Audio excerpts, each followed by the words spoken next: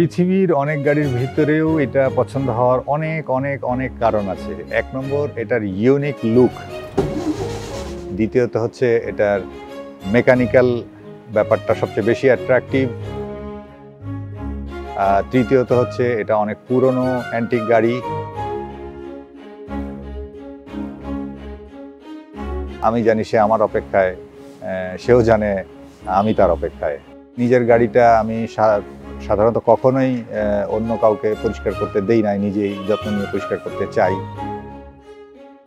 আমার নাম ফাহিম আবদুল্লাহ বাসার বিজয়। আমি এই গাড়িটা ওন করছি প্রায় 15-16 বছর থেকে।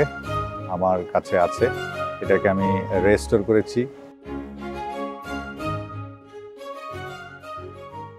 1965 সালের তৈরি করা, ইয়ার অফ ম্যানুফ্যাকচারিং।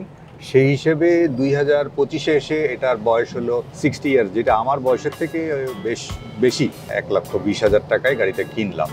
তিনটা কাজ আসলে গাড়ির। একটা হচ্ছে বডি, ডেন্ট পেন্টের যে ব্যাক ফ্যাক্টরটা, আর একটা পার্ট হচ্ছে আপনার ইঞ্জিন, সাথে হচ্ছে ব্রেক।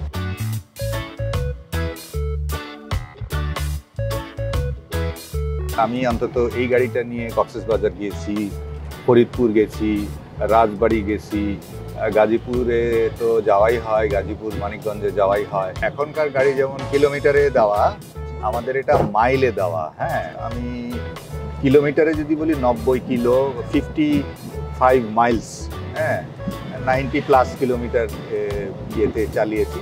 এর উপর আসলে চালানোর দরকার হয় না, ওইটা হয়তো টেস্টের জন্য করেছি। ট্রাফিক কন্ট্রোল করে অন অ্যান অ্যাভারেজ 9 কিলোমিটার থেকে 10 কিলোমিটার পার লিটারে আমি পেয়েছি, কিন্তু হাইওয়েতে এটা আমি 12-13 এরকম পেয়েছি।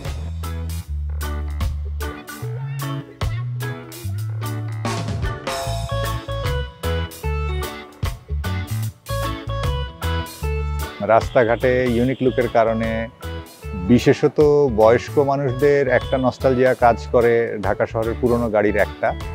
ইয়াং জেনারেশনের ভিতরে বিশাল একটা সংখ্যা এটা পছন্দ করে।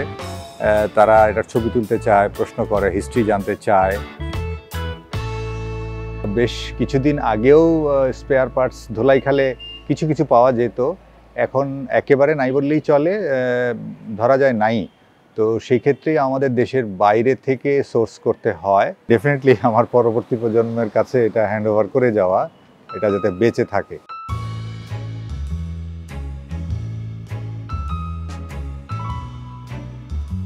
এটার ফ্রন্টে হলো বেসিক্যালি ফুয়েল ট্যাঙ্ক, স্পেয়ার্স চাকা।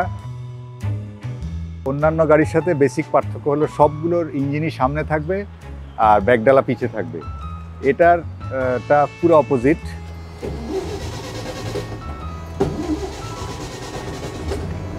এটা মেইন পুলি, ঠিক আছে। এটা হলো ডিস্ট্রিবিউটার।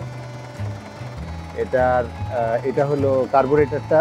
ওয়াটার কুলিং সিস্টেম নাই, এটা অয়েল অ্যান্ড এয়ার, এই যে এখান দিয়ে এয়ারটা নিচ্ছে, এইটা দিয়ে ইঞ্জিনটা কুল করে আর কি।